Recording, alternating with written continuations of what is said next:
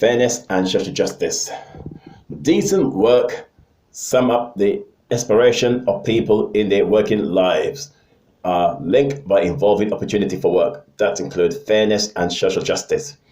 Introduction of decent work, which is very productive, also delivering a fair income with security in the workplace with fairness and social justice. That includes additional social protection for families. Furthermore, the impact of decent work offer better prospect for personal development and social integration. It's allowed freedom for people to express their concern, organize, participate in the decision by fighting for fairness and social justice. In addition, the International Labour Organization has been involved on developing an agenda for decent work that includes fairness and social justice since it was founded 100 years ago. Guy Ryder, the International Labour Organization Director General, pointed out on the press release on November 29, 2017, said, "The lack of social protection leaves people vulnerable to ill health, poverty, inequality, and social exclusion through their life cycle. Denying this human right to 4 billion people worldwide is a significant obstacle to economic and social development. While many countries have come a long way in strengthening the social protection system, major efforts are still necessary to ensure the right to social protection become a reality for all." The International Labour Organization, with their policy impact of decent work, has become a universal objective, has been included in major human rights declaration, UN resolution, outcome document from major conferences in reference to fairness and social justice. It also includes Article 23 of the Universal Declaration of Human Rights, 1948, the World Summit for Social Development, 1995, World Summit Outcome Document, 2005, the Second United Nations Decade for Eradication of Poverty from 2008 to 2017, Conference on Sustainable Development, 2011, and the UN 2030 Agenda for Sustainable Development in 2015. Full and proper productive employment with decent work for all, by including women and young people as the most effective route out of poverty with fairness and social justice. The global financial and economic crisis of 2008 has further emphasized the need to fully integrated ILO decent work approach in a broader economics and social strategy to stave off the slowdown, stimulate recovery, and shape a fair globalization. By building such partnership and promoting decent work agenda in the program and activities including fairness and social justice, which is the key strategy to improve decent work outcome at the national level. There have been huge highlight of the ILO work in its 100 years has been helping more than 60 plus countries by implementing almost 200 laws, have adopted a legal framework to confirm the ILO Child Labor Convention. It was 15 years ago, back in 2004, in its regular review on the application of the Convention 138 and 182. The ILO Committee of Experts has seen a 7-fold increase in the number of comments making progress.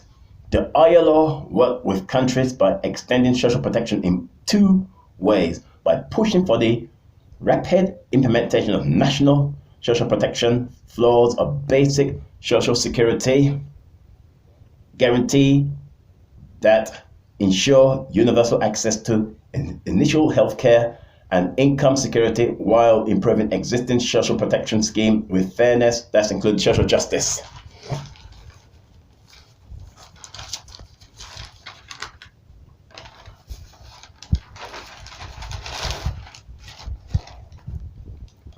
It was during the 99th anniversary of the ILO in 2018. They had adopted 189 convention. However, if this convention are ratified by enough governments, also related, the workers must be treated fairly in employment. In addition, ILO convention are considered international labor standard is the body of rules spanning public and private international law, which concern the rights and duty of employees, employers, trade union, and government in regulating the workplace. Workers must be treated fairly in employment, got their right to associate freely, and bargain collective as a process of negotiation between the employers and a group of employees aimed at agreement to regulate working salaries, working conditions, benefits, and other aspects of workers' compensation and rights for workers. The interests of workers are commonly presented by representative of a trade union to which the employees are such members. The International Labour Organization, ILO, further estimated that at least 12.3 million people are victims of forced labor worldwide. Out of the 9.8 are exploited by private agents, and the figure of 2.4 were trafficked as a form of modern-day slavery. From international law perspective, country that allowed forced labor also contravening the international labor standard are set forth in the Abolition of Forced Labor Convention C-105 as one of the ILO Fundamental Convention. The primary causes of child labor, which the ILO suggesting poverty is one of the links. For example, lack of affordable schools and quality education is another factor driving children to harmful labor.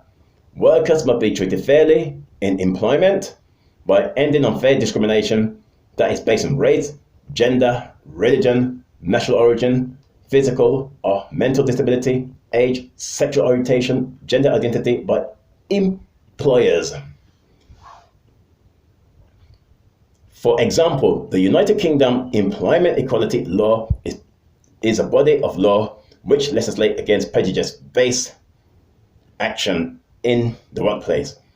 As an integral part of the UK labour law, it is unlawful to discriminate against a person because they are one of the protected characteristics which age, disability, gender, reassignment, marriage, civil partnership, race, religion or belief, sex and sexual orientation.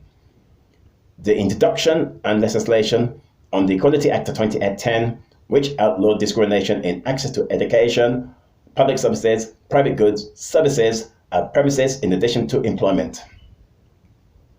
This further follows 3 major European Union directives and is supplemented by other acts like Protection from Harassment Act 1997.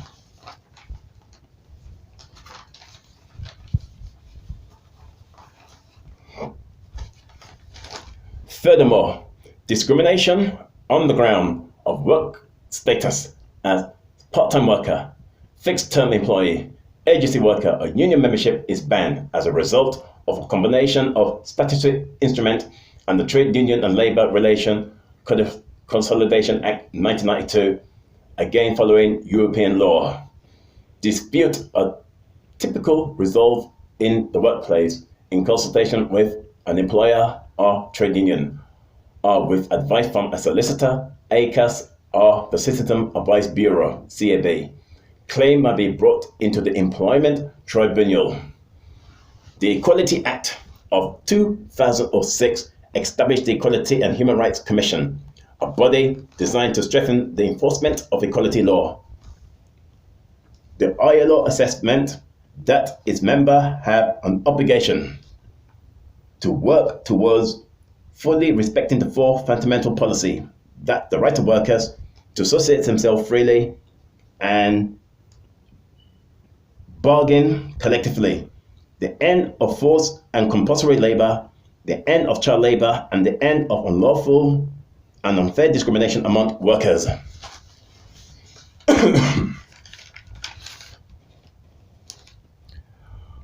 According to the International Labour Organization ILO report, there are only 27% of the world population has adequate social security coverage, and more than half lack any coverage of social protection.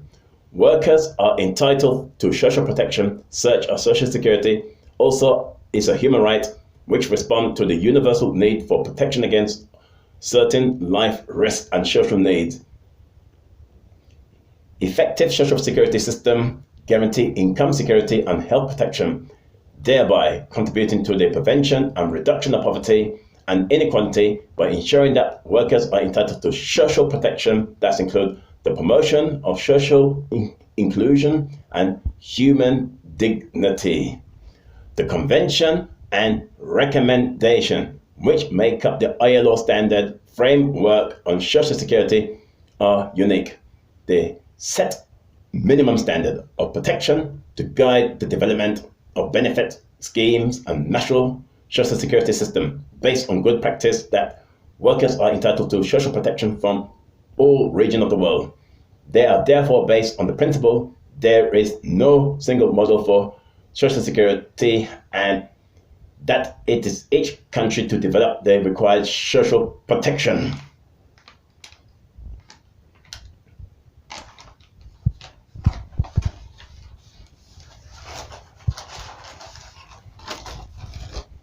In addition, the International Labour Organization, ILO, actively promote policy and provide assistance to countries by helping to ensure workers are entitled to social protection.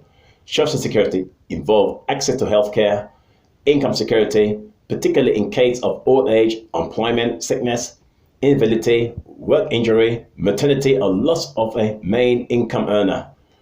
The International Labour Organization also highlight a very serious topic about Global Partnership for Universal Social Protection during the United Nations General Assembly in New York on September the 21st, 2019. Both world leaders, along with the heads of the World Bank Group and the International Labour Organization, ILO, are working together to achieve social protection for all. Speaking at the UN meeting, Jim Young Kim, World Bank Group President, on the press release said, social protection is a means to reduce poverty, achieve greater gender equality, reduce economic inequalities, and to promote good jobs. While many developing countries are already achieving universal scheme designed to ensure that nobody is left behind, only 1 in 5 poor people in the lowest income country covered by any form of social protection today.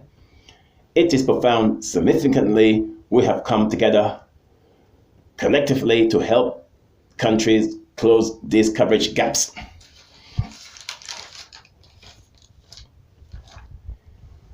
Universal social protection coverage is well aligned with the World Bank Group twin goal of ending extreme poverty and boosting shared prosperity in the world by 2030.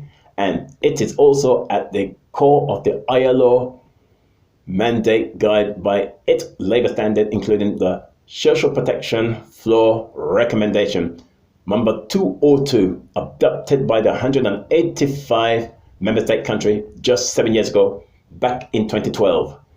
Guy Ryder, Director General of the International Labour Organization, on the press release said, our shared objective is to increase number of countries that provide universal social protection, supporting countries to design and implement universal and sustainable social protection system. The ILO further estimate there is a complete social protection floor package for all. Vulnerable groups, from children and mother to older person, would cost between 1 and 5% of GDP in a large number of middle income economies.